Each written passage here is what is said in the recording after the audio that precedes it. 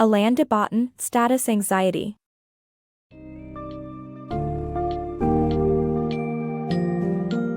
In As Status Anxiety, author Alain de Botton dissects the driving forces behind our relentless pursuit of wealth and status. Our self-esteem is fragile and dependent on external validation from others. This, in turn, causes anxiety about our place in the world, as status determines the love and respect we receive. This book summary delves into the themes of snobbery, work environments, and the importance of philosophy, art, and nature in questioning societal norms and combating status anxiety.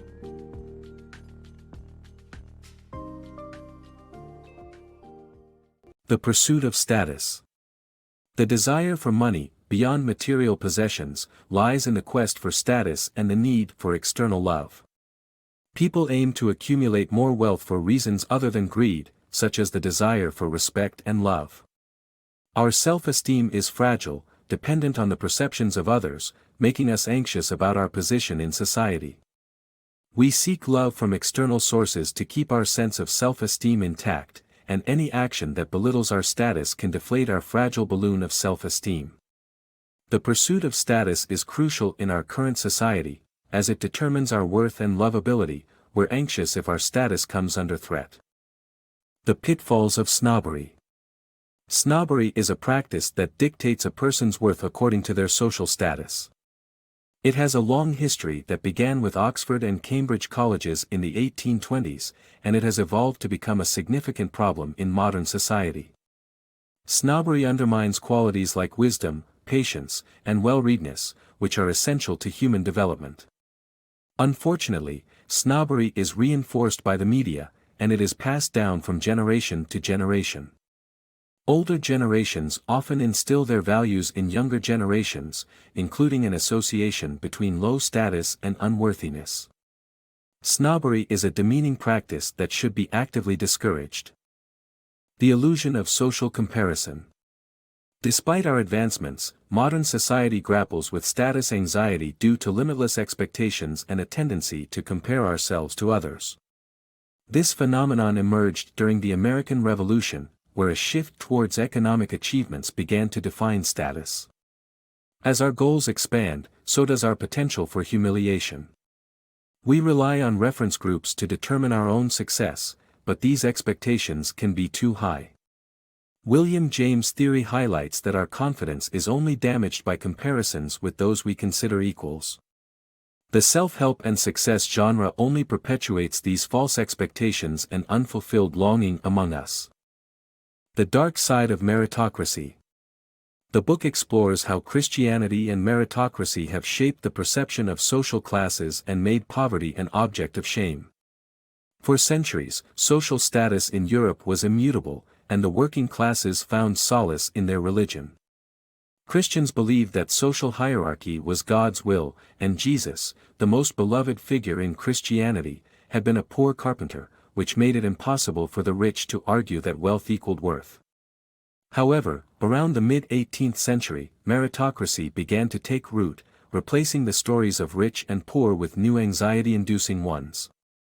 Meritocracy redefined success and money, making them a product of hard work, intelligence, and virtue. As a result, poverty became an object of shame. Those who were poor were no longer designated as such by God, but rather their low status was attributed to their own laziness or stupidity. Meritocracy has certainly improved society's progress. It has broken down barriers and offered opportunities to people of all races, gender, age, or background. However, it has also made poverty an object of stigma and shame. The book delves into the dichotomy of meritocracy and Christianity and how these concepts have affected the perception of social classes. Meritocracy has robbed the working classes of the solace provided by Christianity and turned them into social pariahs. The author explores the changes brought about by meritocracy and the impact on society as a whole, encouraging readers to reflect on this complex and sensitive topic. The perils of modern employment. The rise of the employee-employer model has resulted in modern employees becoming cogs in the capitalist machine. The corporate structure is set up in a way that rewards political instead of technical skills, resulting in a work culture that is focused on profit, personal gain, and a cycle of growth and recession that contributes to employee anxiety. Karl Marx's Communist Manifesto highlights the fact that the concept of treating employees as machines to maximize profit is a new phenomenon. This summary examines ways to ease status anxiety in today's brutal work environment. The power of philosophy. Philosophy provides a unique way of thinking that allows us to question the status quo and assess other people's judgments. This book's summary states that Alexander the Great found Diogenes under a tree dressed in rags. Alexander asked him how he could help, to which Diogenes responded that he could step away since he was blocking the sun. Diogenes understood the difference between kindness and ridicule, which shows how philosophers have always questioned the status quo, making us ask ourselves why we value what we do. Philosophy enables us to recognize that the majority's views are full of confusion and error. The book suggests that we should question traditions that haven't been rigorously examined and determine if other people's behavior is backed up by sound logic. Finally, people should ask themselves if they genuinely respect the minds of others whose judgment seems so significant to them right now. By doing this, people might find that these opinions aren't worth getting worked up about. Rather than blindly accepting others' perceptions of them as reality, philosophers use reason to assess judgments. Philosophy instructs people to ask themselves if what they want is really what they need, and if their fears about the outcome of their actions are justified. Art, a form of criticism. In Industrial Revolution-era England, art was seen as impractical and unable to contribute to advancements in society. However, proponents of art argued that it offered solutions for life's deep-set anxieties. Matthew Arnold, an Oxford professor, believed that art was the criticism of life, highlighting its ability to challenge societal norms.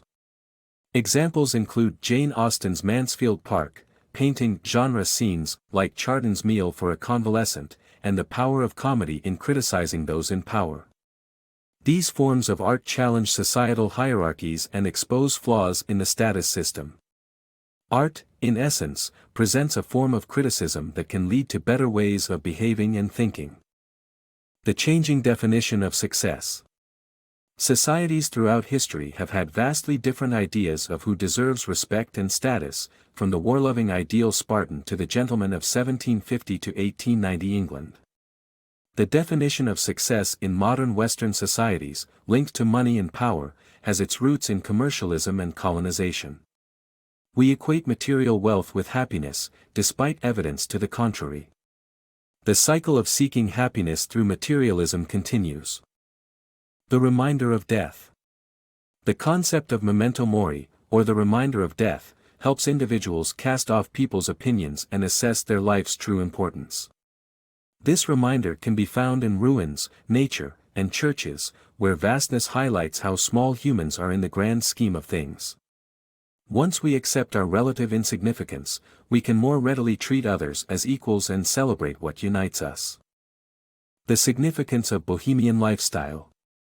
Bohemian culture has come a long way since it started gaining prominence in the early 19th century.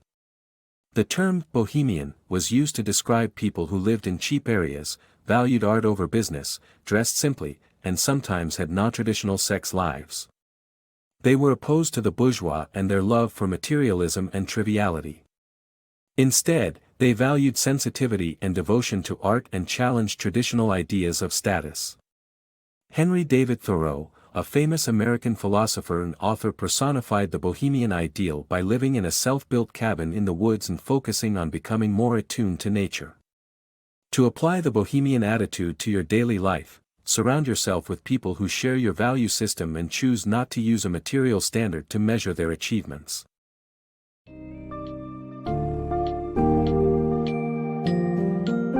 In conclusion, status anxiety seeks to expose people's obsession with accumulating wealth and social status as an underlying need for love, respect, and self-validation. The summary highlights how snobbery, the work environment, and capitalism contribute to our anxieties, and demonstrates ways in which using philosophy, art, connecting with nature, and reevaluating our value systems can offer relief from status anxiety. Throughout the book, Alain de Botton encourages readers to challenge societal norms and expectations, while fostering a deeper sense of empathy, understanding, and kindness towards others and themselves.